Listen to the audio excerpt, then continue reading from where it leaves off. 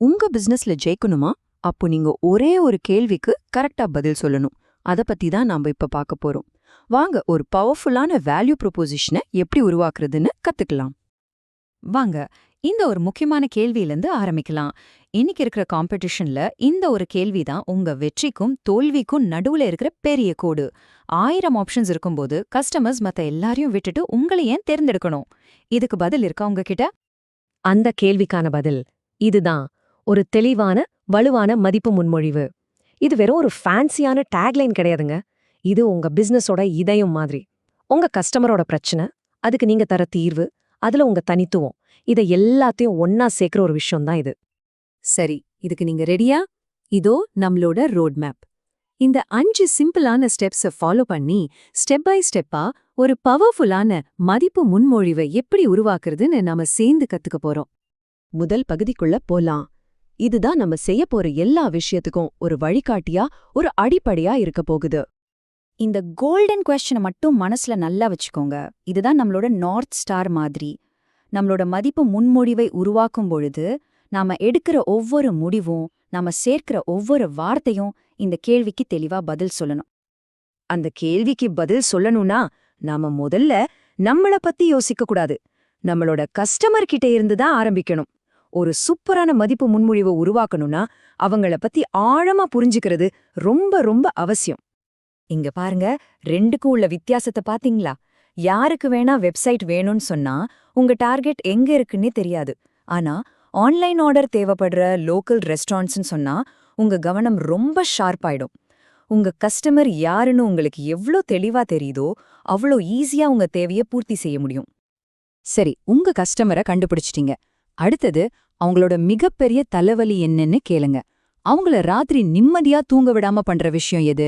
அவங்க வேலைய ரொம்ப கஷ்டமா ஆக்குறது எது? இந்த வலிய நீங்க எவ்வளவு ஆழமா புரிஞ்சுக்கிறீங்களோ அவ்வளவு பவர்ஃபுல்லா உங்க தீர்வு இருக்கும். ஓகே, கஸ்டமரோட வலிய கண்டுபிடிச்சாச்சு. இப்போ அதுக்கு நம்ம கிட்ட என்ன மருந்து இருக்கு? இந்த பகுதியில நீங்க என்ன தீர்வு கொடுக்கறீங்க? அது ஏன் மத்தவங்கள விட ஸ்பெஷல்னு தெளிவா வரையறுக்க போறோம். உங்க தீர்வு, அதாவது உங்க ப்ராடக்ட், அது கஸ்டமரோட வலிக்கு நீங்க கொடுக்கற நேரடியான பதிலா இருக்கணும். இது வெறும் ஒரு பொருள் கிடையாது, இது ஒரு பிரச்சனைக்கான தீர்வு. வலிக்கேத்த மருந்தா உங்க தீர்வு இருக்கணும், இல்லனா அது வேலைக்கு ஆகாது. ஆனா ஒரு தீர்வு மட்டும் இருந்தா போதுமா? மார்க்கெட்ல உங்கள மாதிரி இன்னும் நிறைய பேர் இருக்கலாம். அப்போ உங்களை எது தனிச்சு காட்டுது? உங்ககிட்ட இருக்கிற அந்த ஸ்பெஷல் விஷயம் என்ன? அதுதான் உங்க தனித்துவமான வேறுபாடு, மத்த யார்கிட்டயும் இல்லாத ஒண்ணு. இதுதான் போட்டியில உங்களை ஜெயிக்க வைக்கும். நீங்க ஒரு சூப்பரான வாக்குறுதி கொடுக்கறீங்க, ரொம்ப நல்லது. ஆனா அதை எப்படி நிரூபிப்பீங்க? வெறும் வார்த்தைகள் போதாது இல்லையா? இந்த பகுதியில உங்க மதிப்பை எப்படி நிஜமான, அளவிடக்கூடிய நன்மைகளா மாத்துறதுன்னு பார்க்கலாம். முக்கியமான விஷயம் இதுதான். நீங்க கொடுக்கற தீர்வு நிஜ வாழ்க்கையில என்ன மாற்றத்தை ஏற்படுத்துதுன்னு சொல்லணும். உங்க ப்ராடக்ட் அவங்க காசை மிச்சப்படுத்துதா, அவங்க நேரத்தை மிச்சப்படுத்தி வேலையை ஈஸியாக்க உதவுதா, இல்ல அவங்கள ஒரு விதத்துல சந்தோஷமா பெருமையா உணர வைக்குதா? இந்த நன்மைகளை நீங்க தெளிவா எடுத்து சொல்லணும். இந்த சார்ட்டை பாருங்களேன், இதுவே ஒரு கதை சொல்லும். முன்னாடி ஒரு வேலையை முடிக்க 90 பங்கு எஃபர்ட் தேவைப்பட்டுச்சு, ஒரு பெரிய மலை மாதிரி. ஆனா நம்ம சொல்யூஷன் வந்த பிறகு வெறும் 25 தான். பாத்தீங்களா அந்த மாற்றத்தை? இது வெறும் நம்பர் கிடையாது, இதுதான் உங்க கஸ்டமரோட வாழ்க்கையில நீங்க கொண்டு வர உண்மையான மாற்றம். இப்போ நாம ஃபைனல் ஸ்டேஜுக்கு வந்துட்டோம். கஸ்டமர், அவரோட வலி, நம்ம தீர்வு, நம்ம தனித்துவம். இது வரைக்கும் நம்ம பார்த்த இந்த எல்லா துண்டுகளையும் ஒன்னா இணைச்சு ஒரு பவர்ஃபுல்லான அறிக்கையை உருவாக்க போறோம்.